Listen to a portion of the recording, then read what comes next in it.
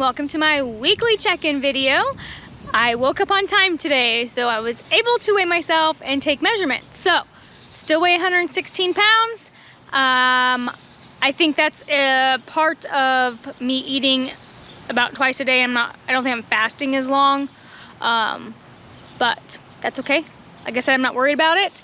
I did drop down to a 28.75 inch waist, so woo, getting there with that. Everything else pretty much stayed the same. I am going to be scheduling my 6th week in-body scan on Friday for next week. So I'll do a video, an update about all that to see how my fat loss is going and how my muscle gain is going in the past 6 weeks. I took more time off from the gym this 6 weeks than I did the previous 6 weeks, so I'm hoping to still have some progress with that, but we shall see. I know I increased some weights in the gym, so I've gone up on some exercises and stuff like that, so I know my muscle has increased.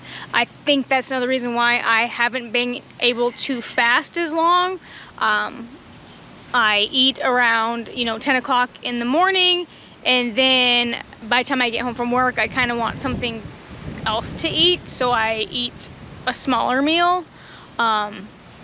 Like right now when I got home I had a hot dog, so I don't know, I might hard boil some eggs here in a little bit and eat some eggs, but I think I'm getting a lot more muscle, so my body is more hungry, which is normal, completely normal. And that's another reason why I like doing the in-body scans, is because I can see where I'm at muscle-wise and body fat-wise. As long as my body fat keeps going down and my weight stays the same, I'm honestly fine with it. Not a big deal to me. So yeah, so there's that with the weight loss / inches. So I am going down on my waist, it's getting there. Obviously my weight loss has stalled a little bit. I think because I'm not fasting as long, and fasting does help, but I find during that time of the month for women it's not good to fast because your body's hungry and is trying to create those hormones and you need the nutrients to do it. But I just haven't found that I really want to lose any more weight, but the fat loss is still happening. So if you fast a little bit longer too, you burn more fat too, so there's that. But I'll see what my in-body scan says next week, and I may have to eat maybe bigger meals at once and then maybe try fasting longer, depending on what my body percentage is according to that machine, because I feel it's more accurate than what my at-home scale is. So I'm kind of interested to see where I'm at right now with these 6 weeks. So I'll probably determine that next week, if I'll just take more to eat and make sure I'm eating enough at once and go from there so I can fast a little bit longer. Or if I just eat right when I get home, I can fast at least more than 12 hours. So because I go to bed, I think I stop eating around, even when I get home and it's busy, I don't have anything else to eat past 7 o'clock. So I'm still fasting over 12 hours, but I may try pushing that out a little bit longer, but we will see. I'm still feeling really great. This month's PMDD symptoms were amazing this month. I had just like a couple, flare-ups of my anxiety. But the first one was over something ridiculous. I left my computer charger at work and I freaked out because I had to go back out to base and get my charger and then come back home, and it wasn't a big deal, but at that moment in time it was a big deal and I kind of flipped out more than I should have. The second time was just, setting up camp and stuff, got a little bit flustered, but I just stopped myself and it's like, okay, it's gonna be okay, I'm camping, I need to be enjoying this, and then that was it. So my PMDD symptoms are still there. I feel like it just depends on the month, but I feel like they're getting better. They're getting better, which is super nice, because having that feeling and feeling like that sucks, because I'm not only I don't want to say miserable. I just know I don't like feeling like that, so it brings me down.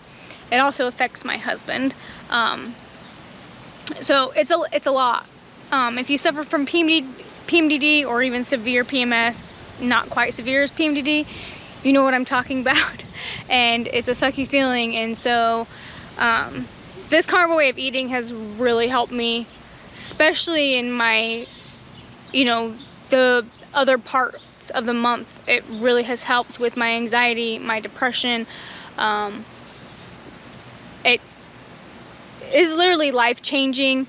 We've changed our lives for the better, and you know, we're gonna keep going no matter what doctors are trying to tell everybody.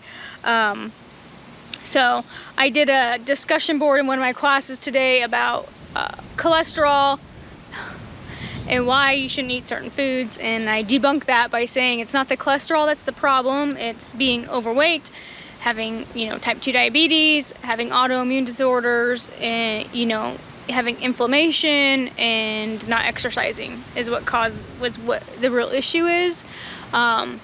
So, and it's not like, it's not saturated fats, so it doesn't come from eating, you know, animal fats and stuff like that. So I like all the stuff that I'm learning. I like the fact that I can, you know, find the research and be able to kind of disagree with the majority of my classmates.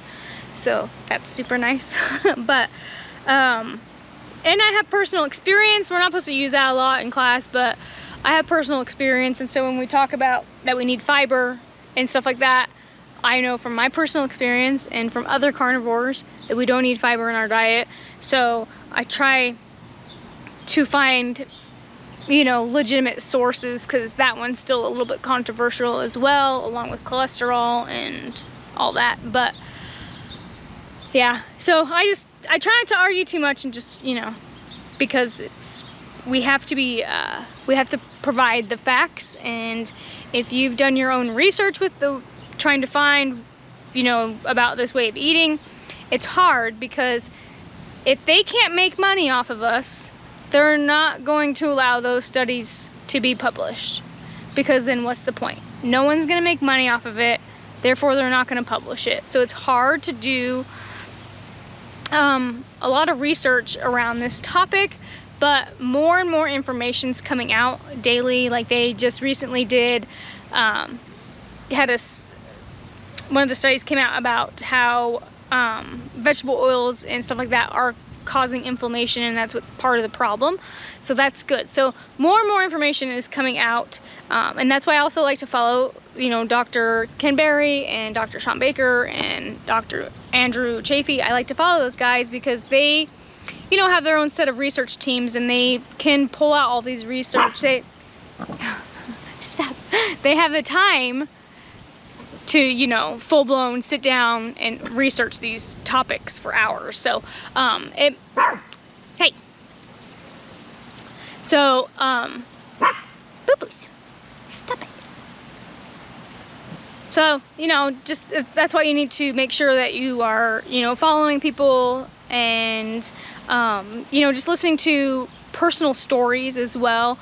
That's why me and my husband are sharing ours on YouTube, just to help people better understand that this is a real thing, and not to, you know, take advice and listen to everything you hear from doctors, from studies and stuff like that, because there is money backing those studies, paying for those studies, and they're paying for you to be sick.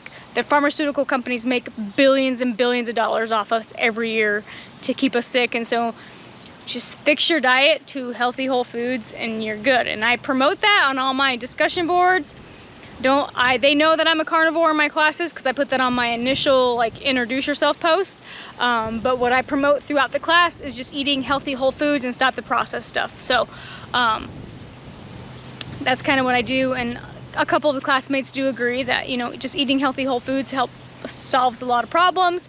There's a couple people in my class that, you know, have switched their diets to just eating more healthy whole foods, and they've lost weight and changed, you know, their lives as well. So that's really cool when you have a couple classmates that kind of agree with what you're doing. So it makes it nice. But anyways, on that, I do have 2 interviews actually set up for being interviewed. I have one with Christine Matthews. I follow her on Instagram, and I also follow her on YouTube. We'll be doing a interview with her on Friday, and then I believe Monday we're doing a interview with Poco Moonshine family on YouTube, and that will be live on their channel. I'm hoping I should be able to post it on my channel as well, so I'll be doing an interview with them as well. So looking forward to finally doing some live interviews with people and just having a basic conversation about the carnivore way of eating and basically how it changed my husband's and my life, and you know, stuff like that I've already kind of talked about on this channel. So I'm excited to see where those go. So just, you know, look out for those videos. I plan on, if I can, posting them on my YouTube channel as well. So be looking for those. But that's all I have for today. Just a quick little update about how, you know, my weight's going, how my health is going. Still really good, still feeling great, still doing great in the gym, feeling strong, recovering quick, hardly any muscle soreness even from increasing my weights, so that's fantastic.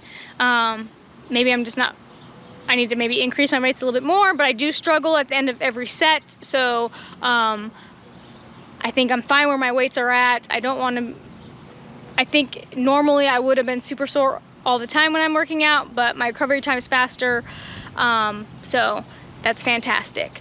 But that's all I have for you guys today, and like always, don't forget that like button and make sure you subscribe, and I'll see you guys soon.